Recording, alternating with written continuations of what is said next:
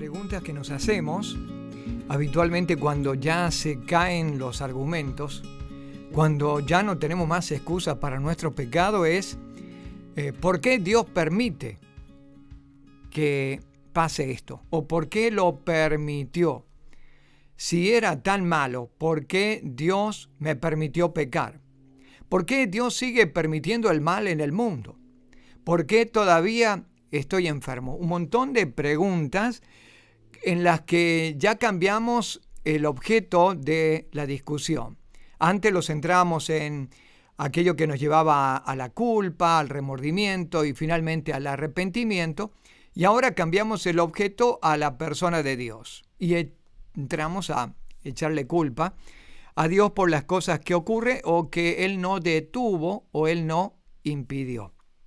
Hoy quiero detenerme sobre algunas consideraciones porque esto es bastante amplio y obviamente no se puede dar en 20 minutos, pero quiero detenerme sobre algunas cosas que son importantes, que aparecen en la Escritura, que aparecen en la Biblia y que nos van a dar más o menos algunas respuestas a el por qué. ¿Por qué Dios no paró esto? ¿Por qué lo permitió? Hay un pasaje que está en 2 de Corintios, el capítulo 12, versículo 10, y dice: por eso me complazco en las debilidades, afrentas, necesidades, persecuciones y angustias por causa de Cristo, porque cuando soy débil, entonces soy fuerte. Este es el argumento del apóstol Pablo o la respuesta del apóstol Pablo. ¿Por qué Dios permite en él todavía debilidades? ¿Por qué algunos pecados, resbalones? ¿Por qué enfermedades, situaciones difíciles a las que tiene que seguir afrontando? ¿Por qué? La respuesta del apóstol Pablo es: cuando soy débil, soy fuerte. Encontró el porqué y por qué ocurrían estas cosas. Vamos a hacer un pequeño repaso. Uno de los argumentos que comúnmente el pecador en la calle tiene es: bueno, si a Dios le ofende tanto el pecado, ¿por qué entonces permitió que Adán y Eva pecaran? Bueno, voy a dar una simple respuesta a eso. Con el pecado de Adán y Eva, lo que logramos tener es el concepto de libre albedrío, es decir, esa capacidad inherente en el ser humano para elegir entre lo bueno y lo malo. Esto descubre una elección que lo hace personal. ¿Quiero las cosas de Dios o no quiero las cosas de Dios? ¿Hago la voluntad de Dios o no hago la voluntad de Dios? El pecado tradujo eso, el libre albedrío, la capacidad. No éramos robots, no éramos personas que no podían decidir, todo lo contrario. Nos hizo agentes libres de voluntad para elegir.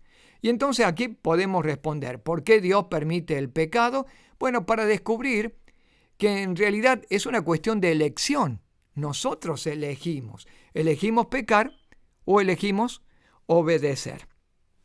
Esta capacidad de elección y esta libertad que tenemos como seres humanos se interpreta a partir de nuestros propios pecados. ¿Por qué Dios no lo impidió? Porque somos agentes libres. ¿Por qué Dios no hizo nada?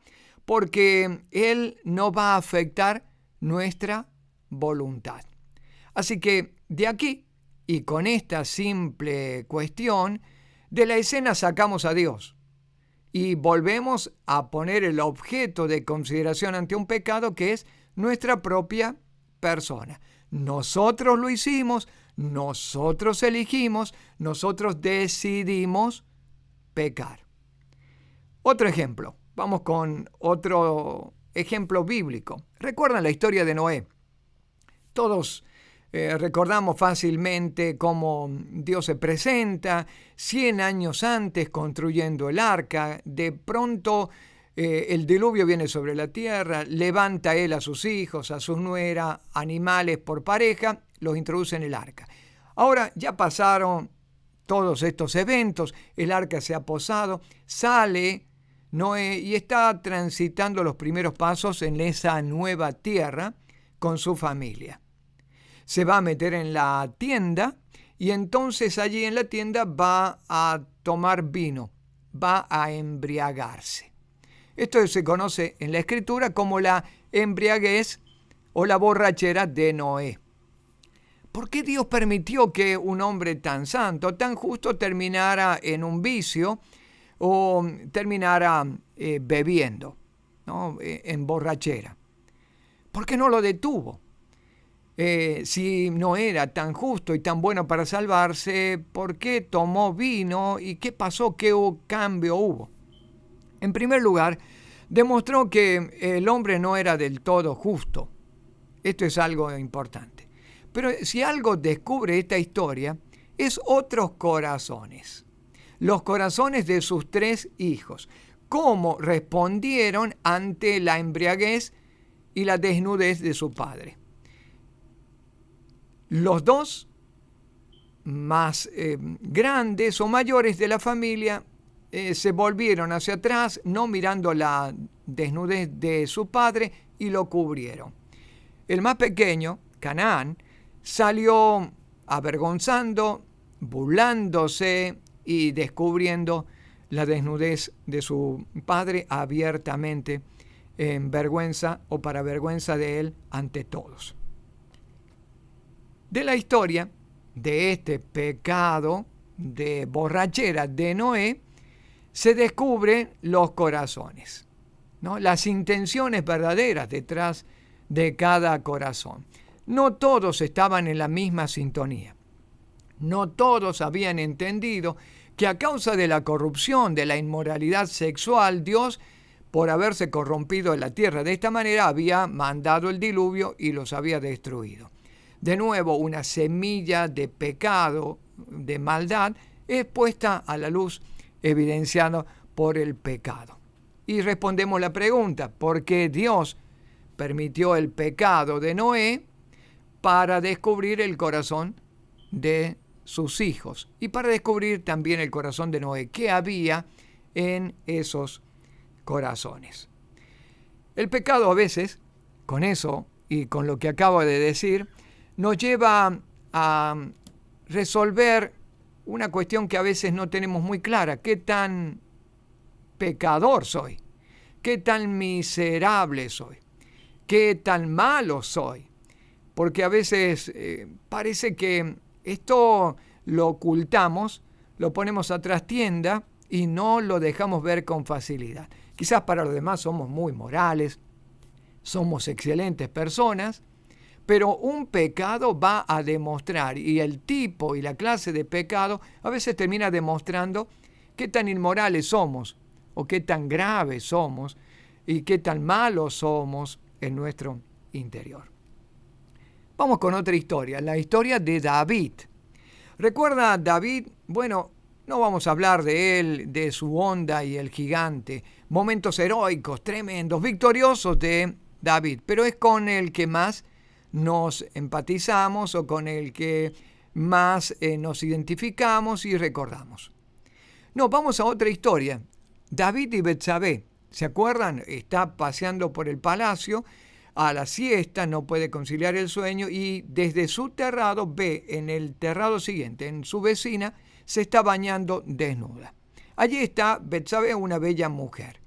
La manda a buscar, la trae, se acuesta con ella, peca con la mujer, con una mujer casada, y luego oculta, trata de ocultar, llama a su marido para que venga, el cual estaba en la guerra, lo quiere emborrachar, finalmente no logra hacer nada, no puede cubrir su pecado y manda a matar a este sujeto en el campo de batalla.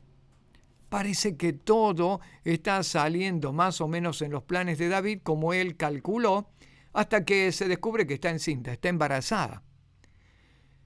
De ese hijo que pronto va a nacer, Dios manda una resolución para el pecado de David. No va a vivir. El pecado de David, ahora gestado en un niño, el niño no va a vivir.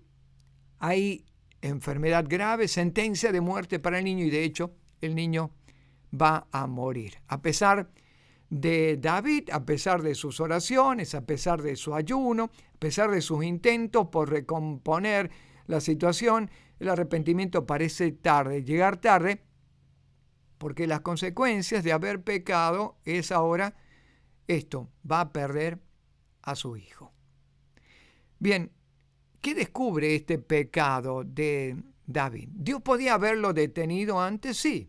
La mujer podría haber llegado 5 minutos después o antes de que él se paseara por allí. La mujer se podría haber bañado en otro lugar no tan expuesto en un terrado. Él podría haberse cargado de sueño y haber cumplido su siesta normalmente. Él podría haber estado en el campo de batalla o alguna emergencia, algo, sacarlo del escenario que le propiciaba el pecado. Sin embargo, Dios no hizo nada. Podía no haber quedado embarazada la mujer. Podían haber sucedido un montón de cosas para que no llegara a esto y haberse ocultado. El marido se podría haber acostado con la mujer y quedaba todo allí encubierto. Pero nada de esto pasó. ¿Qué descubre el pecado de David? Descubre que Dios juzga sin distinción. A pesar de que la Biblia nombra a David como conforme al corazón de Dios, el hombre conforme al corazón de Dios, Dios no tiene privilegios. Dios no tiene escogidos. Dios no tiene mimados. Dios no tiene elegidos que son intocables, que no pueden ser afectados como los demás. Todos somos pecadores y todos tenemos la misma consecuencia, la misma carga por el pecado. El pecado descubre, no hay distinción y también Dios se va a glorificar en nuestra debilidad y va a enmendar errores a su manera. Porque terminando la historia de David y Betsabé, el próximo hijo será Salomón y Salomón será un rey maravilloso en las manos de Dios, por lo menos en el primer tiempo de su reinado. Es decir, Dios no tiene elegidos, Dios no tiene mimados. Termine con ese concepto.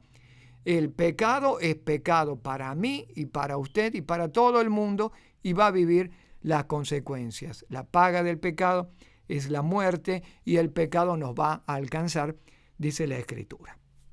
Vamos con Moisés. Moisés es otro sujeto que ha hecho tantos prodigios, ha abierto el mar, ha caminado por el desierto, ha dado maná al pueblo, ha golpeado una piedra y de ella ha salido agua para que beba. Ha orado y han caído codornices y ha habido carne para millones de personas en el desierto. Sin embargo, Moisés va a hacer algo que no tiene que hacer. Tenía que hablar a una roca para que la roca diera agua y sin embargo la golpeó. La golpeó 3 veces, rompiendo con un tipo. Ahora, por desobedecer en esto, de no hablar sino golpear, en su ira, en su enojo, en su arrebato o lo que fuere, David va a tener una sentencia de parte de Dios. No va a entrar en la tierra prometida. La va a ver desde lejos. Y así termina la historia. ¿Qué demuestra este pecado en la vida de Moisés? Descubre que no hay privilegios y ante él todos somos iguales. Sí, es el gran profeta de Dios. Es el hombre del Antiguo Testamento. Es el escritor de 5 primeros libros. Es el fundamento de la fe en la ley de los judíos. Con todo eso, Moisés no va a entrar a la tierra prometida. ¿Por qué? Porque desobedeció. El pecado se traduce en consecuencias y lo más anhelado quizás para él, entrar en la tierra prometida, en lo que tanto había anhelado, queda mirándolo desde lejos. No hay privilegios, somos todos iguales. Vamos con Timoteo y termino con esta pequeña introducción o esta pequeña parte, porque sería contestar esto y nos llevaría varios capítulos. La historia de Timoteo es una historia bien particular que responde a por qué Dios permite la enfermedad, ¿no? O por qué Dios no sana todas nuestras enfermedades. ¿Nuestras enfermedades son productos del pecado? Bueno, todo eso se contesta en la historia de Timoteo. Al parecer, un muchacho joven con serios problemas de estómago, y el apóstol Pablo va a resumir la cuestión en una receta médica.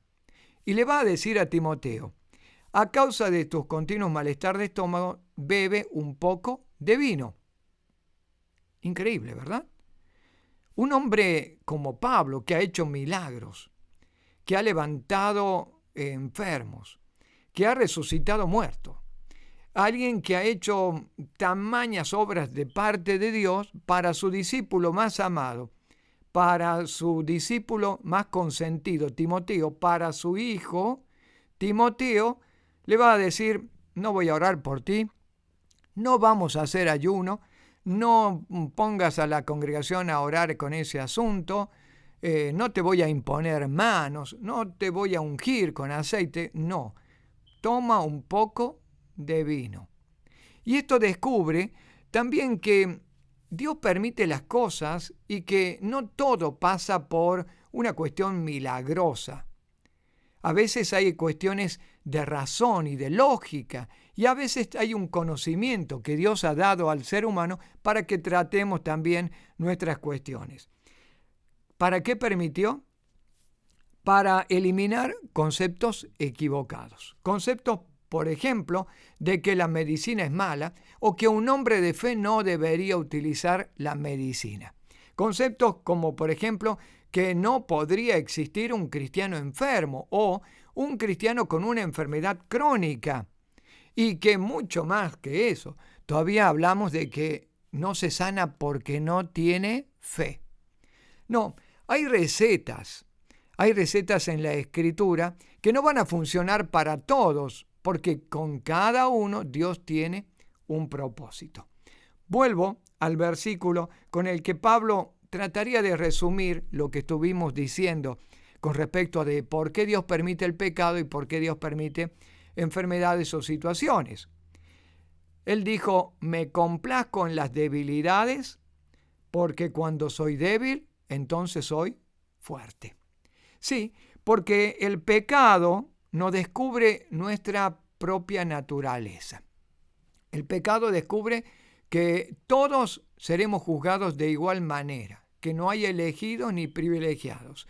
El pecado nos dice que hay cosas que debemos tratar nosotros y que no son competencia de Dios. Hay cosas que debemos lidiar nosotros y arreglar nosotros. Y también lo que nos dice el pecado y las enfermedades y nuestras debilidades y las cosas que Dios permite es que siempre tendremos que acudir a un Dios de misericordia y a un Dios de gracia. Sí, porque nada podremos hacer por nosotros mismos para salvarnos o para sanarnos si no hay intervención de Dios. Para Timoteo hubo receta médica, sí, pero de un hombre de Dios. Vino del hombre de Dios. Vino de un sentido común o vino de un conocimiento que por naturaleza en esa época se sabía. Pero todo por obra y por gracia y misericordia de Dios. El pecado es una cuestión que va a estar con nosotros y nos va a acompañar para seguir nosotros sosteniéndonos en nuestra confianza en el único que puede remediarlo y que puede tratarlo, Dios.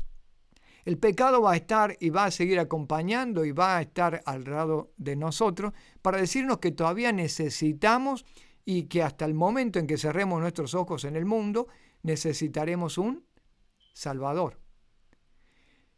Para esto apareció el Hijo de Dios. Él vino a buscar y a salvar lo que se había perdido. Y mi oración es que puedas entenderlo. No podremos hacer nada por nosotros mismos más que elegir. Así como el pecado descubre nuestro libre albedrío y nuestra capacidad de decisión, también el pecado nos invita a volvernos, a arrepentirnos, a volver a encontrarnos con el Dios que nos ha creado y que nos ama con un amor eterno. Este día te pido que consideres por qué Dios permitió lo que permitió y que busques detrás de eso, que busquemos detrás de eso la capacidad en nosotros mismos para poder cambiar la situación. Y la mejor manera de cambiarlo no es con nuestro esfuerzo personal, sino como dice el apóstol Pablo, cuando yo soy débil, Él es fuerte. Él se hace fuerte en mi debilidad. Yo puedo confiar en ese Dios de principio al final para alcanzar la bendición. Señor, te doy gracias este día, porque podemos entender el por qué permites algunas cosas.